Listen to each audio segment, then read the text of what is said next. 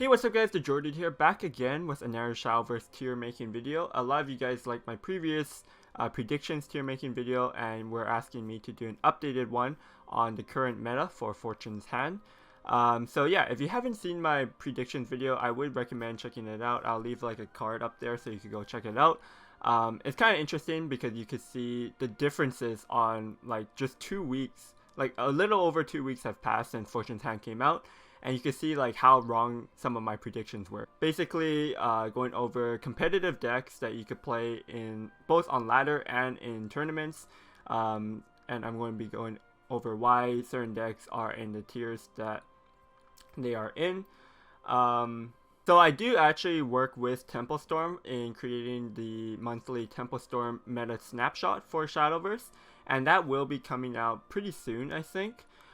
Just as a disclaimer, I would highly recommend you guys go check out the Temple Storm meta snapshot when it does officially release, so you could get like the deck list. And also the meta snapshot is a creation of multiple people's opinions and ideas put together, so you get like a better, I would say, less bias and just a better opinion of the tiers.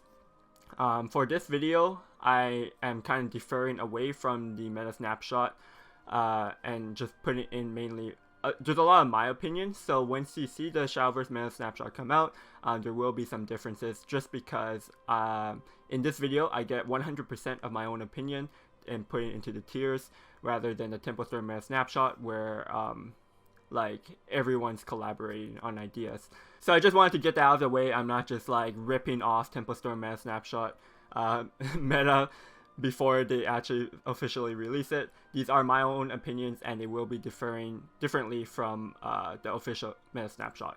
And I do recommend you guys go check it out when it does get published. One thing you might notice at first is that there are a lot fewer decks than what I previously had in the predictions video. That's just because I cut out a lot of decks that just don't really make sense to talk about. If you don't see a certain deck, it's either I forgot it, and I don't think I forgot any important decks. But so most decks that I did not include in this video, like Titanic Showdown, Ramp Dragon for example, it's just really not worth talking about just because it's just F tier. Any deck that I didn't mention in this video and not really worth mentioning about are just mean decks and they just belong in F tier. This is going to be a competitive tier list. So yeah, let's get into it. The first deck we have is Amata's Force. So Amata's Force, the support it got was that new 1/1 silver bug. It got Terraformer as an alternative win condition. Some people are running the Hangman. But just generally, this deck right now is pretty good because there's a lot of slower combo decks like Control Blood, like Runecraft, Evil Sword. There's a lot of decks that just kind of, they have really powerful stuff later into the game. But they don't have much defensive tools. Like AoE is really important right now. I think only Runecraft has great AoE with Vergewalker. So yeah, Amata's Force is just kind of that deck where you're just trying to kill people before they could set up what they want to do, and you're just constantly pressuring them. I put this in the top of tier 2. So the reason why it's top of tier 2 is just because while it is a really good deck and with some good draws, it seems very powerful. It's still very inconsistent. The expansion didn't give the deck any more consistent ways of finding Amatas or Divine Smithing. So if you don't draw those cards or you don't draw enough force generating cards, the deck just doesn't really work out. Even if you have like Terraformer, because the deck has a lot of 1-drops and stuff, Terraformer isn't really going to be a consistent way to kill your opponent on turn 6. It's just kind of like a way of finding extra damage that you might need when your fairies couldn't kill them. And Hangman, of course, is not really a consistent way of winning either. So yeah, this is just a tier 2 deck. The biggest reason why it's in tier 2 is just from its own consistency problems. I think if it was a more consistent deck, then it could definitely climb into tier 1. But because it's not, you're going to have very volatile results. So that's why it's in tier 2. Next up, we have Artifact Portal. I have Artifact Portal next to Amata's in tier 2. So Artifact Portal, instead of gaining stuff from the expansion, it mainly lost stuff because cards got rotated out. They lost Augmented Bastille, they lost the Shion. So lost a lot of burst power that the deck formerly had. However, the deck is still pretty powerful, and they have more ways. They have like more cards to get paradigm shifts. So the playstyle kind of shifted a little bit, and I think players are catching on to it. So artifact mains, they are getting better with the deck. They're figuring out how to play the deck, and more people are starting to bring this to tournaments. It was doing pretty well in the most recent JCG. I think some people were bringing it to Rage as well. So this deck is something you really want to keep an eye out. I think it could still possibly climb further, maybe into tier 1 again. But at the moment, I am putting it in second place in tier 2. Just because I still think it lost a lot of the power, and even though you can adjust your playstyle to it, it's still doing only like fairly medium power level stuff, and medium power level stuff is tier 2. So yeah, that's why I have in tier 2. Next up, we have Control Blood. So there are two variations of Control Blood. There's one that's more burn heavy with like Razory Claws. There's one that's more control heavy with like Cradles and stuff. But at the end of the day, the deck just has a lot of AoE, it has some burn, it has a lot of healing. And so I have this deck in S tier. So the reason why it's in S tier, like this is not really a deck that I thought would be S tier before the expansion came out. But with the current meta, it just does so well against a lot of different stuff. Like the Scar Dragon, it out heals it. Against Reanimate Shadow, it just clears the boards a lot of the times. So yeah, it's compared to what the rest of the meta developed, Control Blood is just a good matchup against a lot of it, and that's why we're seeing Control Blood do so well in competitions as well. This deck has it won 3 JCGs in a row. I think it also won in the SVO as well. So competitively, it's doing super good, both in a ban format and a no ban format. Winning no ban tournaments 3 times in a row just means that this deck is just beating everything else. So, and it doesn't need to ban stuff. So that's why it's in S tier. Just a really solid deck overall. Kind of a surprise, but that's just how the meta formed, and it was a real. Normally counter meta decks are like tier 1 or tier 2. But because this deck counters meta decks so well and is consistent, it's S tier. Okay, so after that we have Dirt Roon. Dirt Roon was a deck that I thought was going to be very strong. It got really good cards from the expansion, but I didn't realize it was going to be this strong. I didn't know Verge Walker was a card, and Verge Walker is indeed a card. It's extremely broken. They also have turn 1 2/2. The list now, majority of the list also run the Fool and Carol now, so you're constantly pressuring your opponent's life by decreasing it every turn. And yeah, this deck's it's got very consistent draws. I would say I almost never break with the deck. You never really have problems board locking if you actually think about your plays a little bit, and it just does everything. You draw a ton of cards, you have pretty good board control. The one thing is missing, I would say, is a consistent way of healing, but Golem kind of works with that. Just all in all, the deck is so consistent, and it's just very good against there's no it doesn't have bad matchups. There's no deck that I think, aside from maybe Item Shop Rune or Forest, that could kind of pressure them really quickly.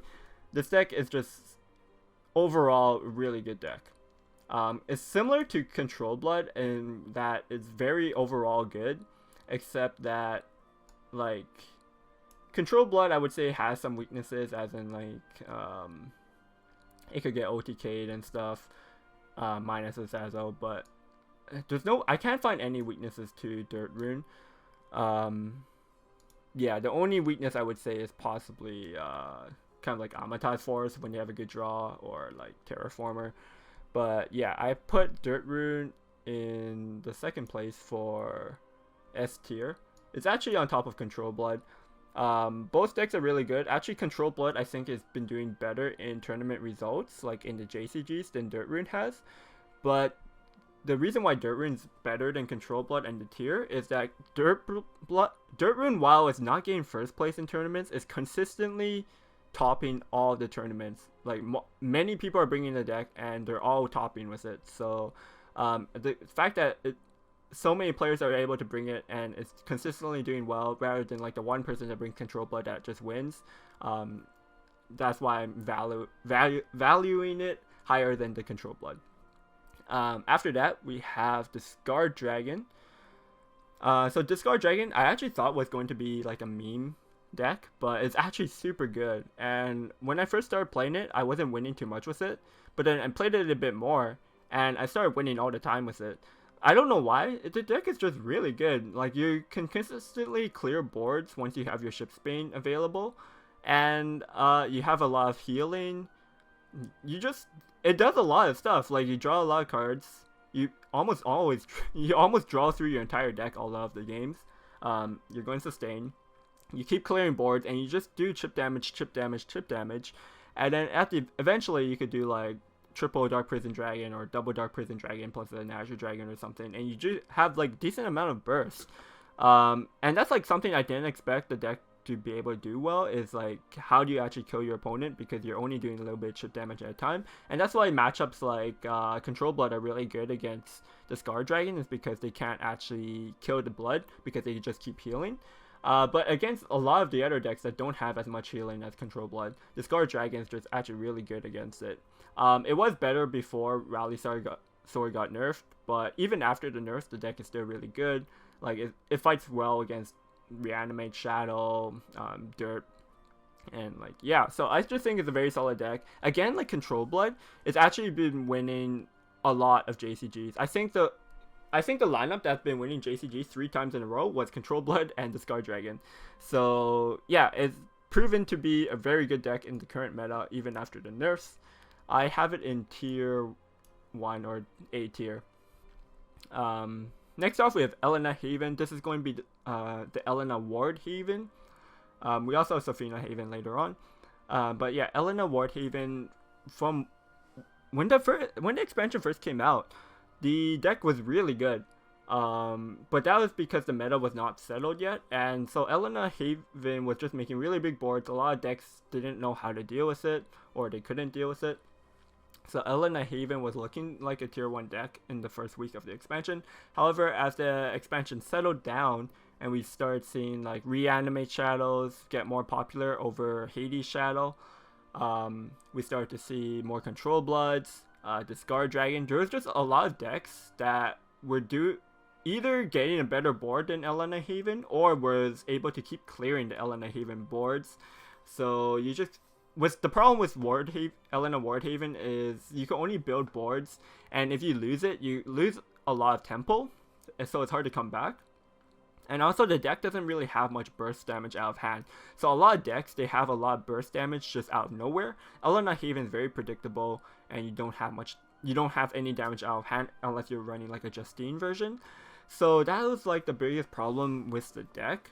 So it actually fell off really hard. I still have it in tier 2 because I think the deck could still do really cool, really powerful stuff, and that the deck is still yet to be fully refined. I think there could be a good build with some natural stuff, so you could add in Justine to get the extra burst damage. But yeah, at the moment I have it at the bottom of tier 2. Next off we have Evolve Sword. So Evolve Sword got more popular, and I would say it's close to popularity with Rally Sword. Of course, the nerfs to the Thief and the Regal Wildcat definitely hurt the deck, Swordcraft in general. But Evolve Sword is still a decent deck. Like, you could control the board, and if you hit turn 10, you win with the World plus Regal Wildcat as the OTK condition. But just, yeah, in general, Evolve Sword, because of the nerfs, it still feels like the same power level as it had last expansion, which was kind of underwhelming. It could do some okay stuff, but it's not very good in my opinion.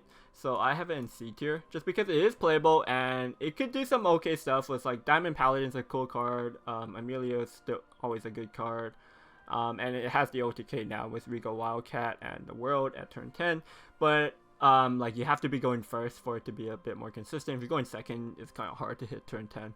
So yeah, it's just too slow in my opinion, and a bit too fair actually compared to what other decks do. So yeah, it's just a tier 3 deck. Similarly with Rally Sword, with the nerfs, it's also tier 3. I have it above Evo Sword though. Um, of course, obviously the nerf to Regal Wildcat hurt it a lot because you lost a card that gave you +3 to your rally count and +3 to your death count for your Wildcat to finish the game off.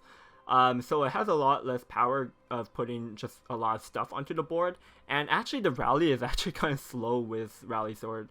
You have to be playing a very aggressive version of the deck where you're playing a lot of token generators to hit your rally count. Otherwise, you're not getting a Fear and Invocation out till like turn 6 or something, which is a little bit slower than, say, what Shadowcraft can do. So, yeah, I think the deck is just...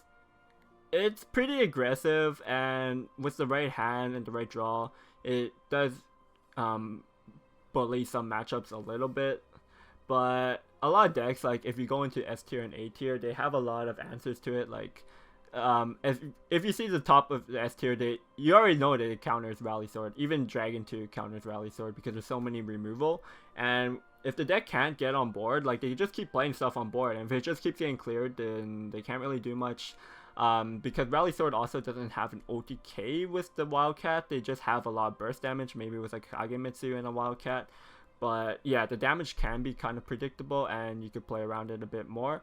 So that's why the deck, it just lost a lot of power in general. And it's a bit slower. So it dropped from probably what it was in A tier all the way down to C tier from the nerfs. Next off, we have Haiti Shadow. Haiti Shadow, very similar to Reanimate Shadow, which I still haven't talked about yet. But Haiti Shadow was pretty popular in the first week of the expansion. You get your Shadow count up pretty quickly with all of the Barrier Right synergies. And yeah, you could go through your deck quite a bit. There's a lot of card draw. But decks, people were just figuring out that the deck is just better as a mid-range Reanimate deck rather than a slower Hades deck. Just because you're getting all these shadows, you could pressure a lot more with like Liches, you could pressure with Aisha, and yeah, you could just do all of that stuff and win in the mid game rather than trying to get late and finishing off with Hades. And there was a lot, like LNS Haven was countering it with Yukari. And slower decks just have like the OTK with, there's a lot of like the world OTK damages. So the 6 damage you're doing with Hades doesn't really matter too much on the board in the late game, because in the late game you're just doing all bursts. So board doesn't matter anymore at that point. And 6 damage isn't killing your opponent. So yeah, the deck just kind of lost a lot of power, lost a lot of popularity, and it just kind of fell off compared to its counterpart with Reanimate. So this deck, I still think it's strong because a lot of the core, a lot of the power level stuff is similar to Reanimate Shadow. It's just that the end game is just a lot weaker. So I have it in tier B tier, and it is before. It's still stronger than Elena Ward Haven in my opinion. Yeah, just because most of the deck is still the very powerful stuff that also Reanimate Shadow does, but yeah, it just can't close out games as well, in my opinion. Next off, we have everyone's favorite item shop Roon. When I made my predictions video, I luckily updated the end saying item shop Roon. I think it's going to be tier 1. Yeah, and it's just super powerful. Like you play a Verge Walker, and that one of Verge Walker is going to clear one board, which gives you enough time usually to hit turn 7 where you play item shop, and the deck usually kills them on turn 7 with the item shop if you have a pretty decent hand to go with it. So yeah, it's pretty easy to set up the deck, set up your win condition for turn 7 lethal. If you can't kill them on turn 7, you have a decent chance of surviving the next turn, where your turn 8 you're most likely going to kill them if you couldn't finish them off on the turn 7. And yeah, a lot of decks just can't deal with item shop because they can't kill them before turn 7. So if you're going first with item shop, you're automatically like super favored to win. And if you're going second against a lot of matchups, they just still can't pressure you enough to kill you. So a lot of decks are ending up running tech for the item shop with the neutral card, the Chanteuse, the 3 play 0.23, and it just stops the damage from the item shop, but you have to play it on the turn before. So it's like a decent tech though, because the card is not really pressuring much. You already have to have a lot of pressure, threatening lethal in maybe a turn or two for the tech to work well. So even with tech, item shop still does really good. But because there is tech, a lot of tech, um, and sometimes the deck sometimes the deck just loses to itself when you have bad draws. Like either you don't draw item shop or you don't draw your 1-of follower, then which is pretty rare, but it still happens. I think that's what's keeping it away from S tier, is that the consistency problem is there's consistency issues similar to Amata's Force. There's consistency issues that's stopping it from making it a really great deck. But in comparison to Amata's Force, I think item shop is A tier, because it's still more consistent than Amata's. Like, you're very likely to draw your item shop by turn 7 because you have quite a bit of card draw in the deck as well. And to draw your 1-of follower when you have the follower plus 3 cards that could draw that follower is very likely you're going to draw that as well. Yeah, I think the consistency problems are it's pretty low, but it does happen, so it's not an S tier deck. And there's a lot of tech against this, but it's just a very strong deck. A lot of times your opponent just can't deal with it and you just get free wins, especially if you're going first. You just get a free win, so that's why I think it's a tier 1. Next to item Discard Dragon, I actually have them they're really close. I think they're interchangeable, honestly. But Discard Dragon has been doing better in tournament results, so I'm going to put it higher than item shop. Next up we have Machina Portal. Not much to say about this. Haven't been seeing the deck too much. Some people play it, but there's a lot of decks that deal with it, like Roon. Just Verge Walker clears most of the Baphomet board. Discard Dragon as well could actually do pretty decently against a Baphomet board. And yeah, just turn 7. If you're lucky with the Aerial Craft, you get a turn 7 Baphomet. It's kind of slow in the meta compared to what A tier decks are doing. Either like they're killing you on turn 7 with like item shop, or like they survive the turn, which usually you could do with most of the decks. Survive your Baphomet turn and then they kill you the following turn, or they just clear your Baphomet board and you have nothing really else left, because the deck lost Gilius, which was actually a really good way of building a strong board and threatening a lot of damage with the Gilius Howl or Gilius Aura or whatever. So losing that card actually kind of hurt the deck in my opinion. But yeah, it's just a lot of decks right now in the meta could deal with what Machina could do, and Machina stuff feels very mediocre from what I thought it would be like, so I have it in C tier. Next off we have Natural Dragon. I actually don't even think like I needed to include Natural Dragon in this video because there's not really much reason to talk about it, but I figure I should talk about it because I did put it in S tier in my predictions and I was so wrong. The meta right now, there's so many decks that are just going wide on the board and having a decently sized mid-range board, and Natural Dragon is so bad at dealing with those kind of boards that they just die. And then if they're just kind of slow, like losing core was actually a big deal. If they're kind of slow, decks could either get to the later turns where they have their OTK and then you just die again. So Natural Dragon, it just dies to everything in my opinion. It loses to mid-range boards, it loses to like the control boards with burst at the end. The only way you're winning with this deck is if you high roll ramp into Valdane into a bunch of trees. So like even then you still might lose in some matchups. So yeah, it's an F tier deck. Just no one's really playing it seriously. No one's winning with this deck competitively. It's just, yeah, Discard Dragon's just miles better than it. Next off is Otk Portal. This could be anything that includes a Vesha OTK, like Vesha Bearminator or Vesha the World. Most people are playing it as a float portal deck. Some people play it in like their artifacts or Machina. But all in all, this deck is also an F tier. Just because your only win condition is hitting turn 10 and having the Vesha like world combo. And hitting turn 10, while it does happen more often now in my opinion, I think it's very hard to win if you're going second, just because right now in the meta, going first is super important. And if you don't go first, it's really hard to hit your turn 10 if you're going second. So for that reason, just from the 50-50 in the beginning, you already might be at a disadvantage. Even if you win the 50-50, the deck doesn't really pressure much, doesn't do much. That most matchups are just going to kill you before then. Like Item Shop gets a free turn 7 and then they just kill you. So like, yeah, the deck's way too slow. It doesn't do anything until turn 10 when they have the OTK. And even then, sometimes you might just draw all 3 copies of your world or something and you don't have the OTK. Or you don't have your Ragna. So yeah, the deck's super inconsistent and you have to hit turn 10. And a lot of the conditions is that you have to be going first. So it's just an F tier deck. Doesn't really win that much in my opinion. But it's kind of fun to play. After we have Reanimate Shadow. This is very similar to the Haiti Shadow. Like, I would say 20 cards in the deck is going to be the same. No, 30 cards of your deck is probably the same as Haiti Shadow. The differing factors is that there's more mid-rangey stuff, so there's more ways to get liches. You have like more 3-drops essentially. You have more pressure with Aisha. You have Fatal Order to reanimate the world. He Who Once Rocked, and get Dreadlords back.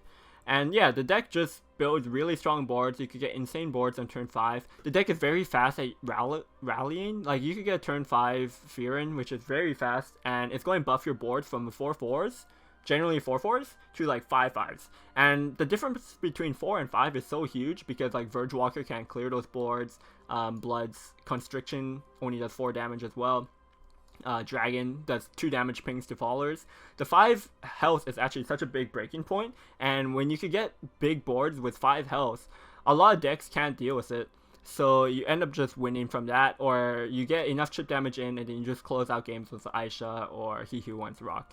So the deck is very powerful. You can high roll super hard by getting super strong boards by turn 5, but even then, like, if you have a slightly slower start, sure, a lot of the higher tier decks could probably deal with it, but it's still very powerful, has a lot of pressure, and it just has a really strong mid game. However, if your opponent can clear the boards like 3 times, if they can clear the board 3 times, you're probably going to lose because you just kind of run out gas at that point.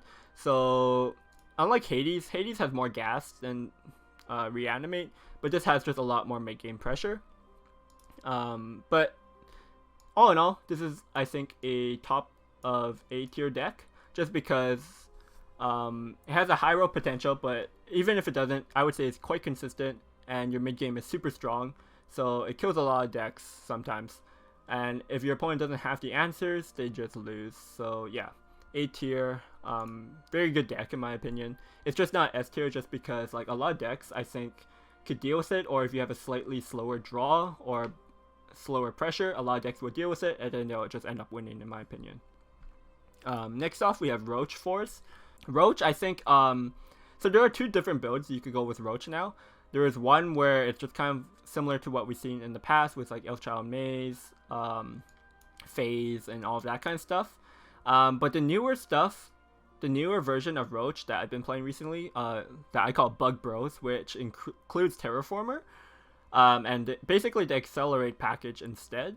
I think it's a really good deck. It's a very strong deck, and it's really good in the meta. I think it counters a lot of stuff. Like, you could just win games by having a Roach high roll, or you could control the board and go slow. The Accelerate package is just really good. The deck has a lot of healing as well, and the deck has good draw power as well. So I think the only thing the deck is missing is like a good AoE spell, because obviously Area Whirlwind is gone, which would have been so good in this meta. So yeah, it has a little less power at clearing big boards, so sometimes Shadow could just overwhelm it. But I think the deck is just overall really strong. I'm going to have a little bit of a bias to it, but just from my experience playing the deck, it just feels really powerful. I don't know how to really say it. It's just that Roach, from what I predicted before the expansion, I thought Roach was going to be good because decks are kind of slow. They don't have a lot of pressure early on, and that's when Roach can excel, because you could go through your deck, set up your Roaches, and this is what the meta ended up being. So the only thing that the deck is missing is a good AoE, but the only matchup that you really need that AoE is like Reanimate Shadow. And if they have a slightly slower draw, you could usually actually win the boards through your Accelerate package. So I think Roach is actually A tier deck. It's actually on the bottom of A tier because it still feels a little fragile and a little inconsistent at times, but I really like the Accelerate version of the deck, and I think it's very strong. Next up, we have Sofina Haven. This is kind of like, it's the build which has a lot of amulets, and you play amulet, and then turn 5 you play Sofina with like the 2 amulets that pop up on that turn, and you could just kill your opponent from that because your opponent is really hard to deal with a strong high health board with Sofina's effect on it. So like those amulet followers that pop out, they are going to be really powerful. You can't deal with it. Then your opponent just kind of keeps buffing them. They have Elena is active, and so yeah, you just lose from that point. The problem is the deck is very inconsistent. Like you have to draw, you need to set up 2 amulets that are going to pop off on turn 5, and you need to have Sofina by turn 5. And if your opponent is somehow able to deal with that board with like hard removal cards or Banes, then you kind of just lose at that point. So the deck's very high rolly, and even if you hit your high roll and your opponent's able to deal with it, you usually just lose. But yeah, so I think it's just a tier 3 deck. I think it's still better than like Machina Portal though, just because what its powerful stuff is stronger than what Machina powerful stuff is, in my opinion. But yeah, not much to say about it. It's just just inconsistent and has a decent spike when it draws well. Next off, we have Terraformer Forest. Now this is the build which runs the Accelerate package, and the main win condition is using your Terraformer to OTK. So if you draw your Terraformer on turn 1, you're consistently going to be able to kill your opponent by turn 6 because you just have 20 damage. This is different from like this Roach Force that also has Terraformer, because this Roach Force you can't kill your opponent on turn 6 with the Terraformer. So the benefits of this deck is that if you draw your Terraformer on turn 1, you can just kind of ignore what your opponent's doing and just kill them by turn 6. Almost every deck can't kill you by turn 6, especially if you're going first. If you're going first, you're very likely just going to just ignore your opponent and just keep jamming stuff into your Terraformer and kill them on turn 6. If you're going second, you might have to play things a little bit differently. Maybe go control route with like your Accelerate stuff, or maybe just have to kind of skip a turn of fusion so you could play like your Elf Queen to clear the boards and just kind of try to go for a turn 7 or turn 8 OTK. But yeah, the deck is still very flexible, even though it seems like a solitaire deck. If you don't draw your Terraformer on turn 1, you could play kind of mid and control-y. The Accelerate cards are not very surprising, but the Accelerate cards are very good. So even if you don't draw Terraformer, I think the deck does pretty well against a lot of decks in the current meta. And yeah, like I said, when you do draw your Terraformer on turn 1, you just auto win some matches. Especially like Item Shop Roon.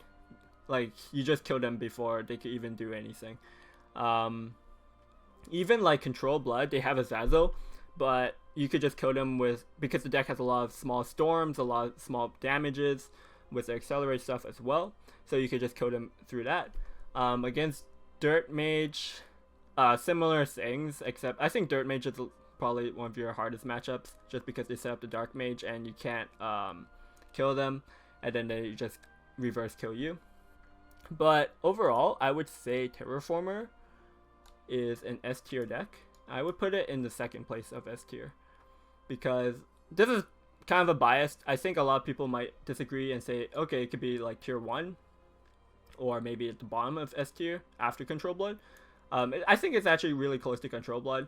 I just really like the deck though, and I think it's the nuts, honestly. I always draw Terraformer on turn 1 and kill them by turn 6. And yeah, just a lot of different ways you could play the deck too. And I think when people play this deck more, they're going to find that, yeah, you could play this deck differently and just not monkey fusion every turn. And like, you could win a lot of games with the deck. There's not really bad matchups in my opinion, aside from Dirt. So yeah, I think it's just really strong deck in my opinion. Finally, we have Raspblood. So I thought this would be like what, S tier or tier 1 when we first saw the cards, but the problem with the deck is that it's so fair. Like, you're just playing like regular status stuff and maybe you get your wrath active by turn 7, or turn 6, and then like, but you don't do anything. Like there's not enough pressure that you create in the early and mid game to get your opponent at a low enough life total where you could turn 9 behemoths and kill them. So oftentimes, especially when every deck is running the world and that's like additionally 5 healing, like you're never getting your opponent down to 10 health. So your behemoth is never playable because you can't just drop behemoths, do 10 damage, not kill them, and expect to survive your next turn. You have to do other stuff. So you're just never getting your opponent's life total down enough. And so the deck is just, yeah, the deck is just too slow. It's kind of like a control deck where control burn is actually better because you can actually OTK people with the right burn spells. This deck is just like, it gets kind of clunky. It's kind of inconsistent sometimes when you don't get your wraths off. And yeah, you just never get your opponent to 10, so you can never kill them with behemoth. So I think the deck is very weak actually now. I would put it, and I put it in F tier. Like second place F tier, just because I've never seen this deck. Like I never played against this deck and like lost to it unless I bricked super hard playing like I bricked with like a B or C tier deck and then this deck won.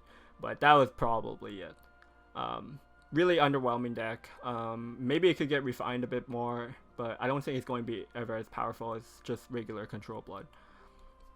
So yeah, these were the tiers. The video ended up getting kind of long.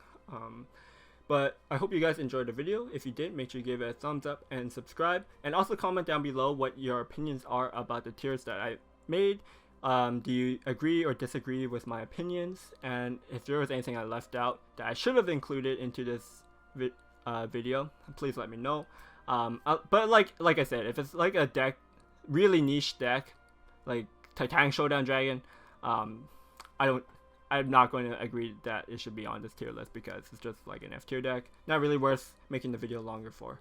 So yeah, so thanks for watching guys, and I'll see you guys next time. Peace.